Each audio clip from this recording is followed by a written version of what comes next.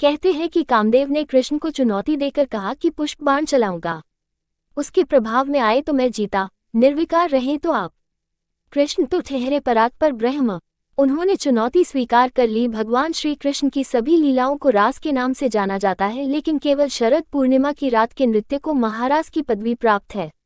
बताया जाता है कि प्रेम और काम के देवता कामदेव की हट पर ही भगवान श्री कृष्ण ने महारास का आयोजन किया था।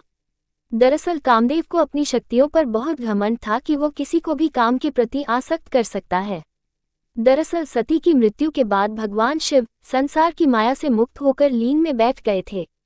तब देवताओं के कहने पर ही कामदेव ने अपने बाण से ही माता पार्वती की ओर आकर्षित किया था।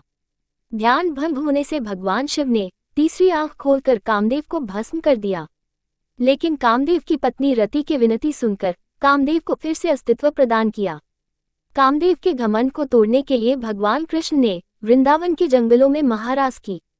सबसे पहले श्री कृष्ण ने बांसुरी से सभी गोपियों को बुलाया।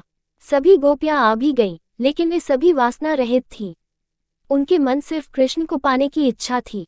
भगवान कृष्ण ने हजारों रूप रखकर सभी गोपियों के साथ नृत्य किया, लेकिन एक क्षण के लिए भी उनके मन में वासना का प्रवेश नहीं किया।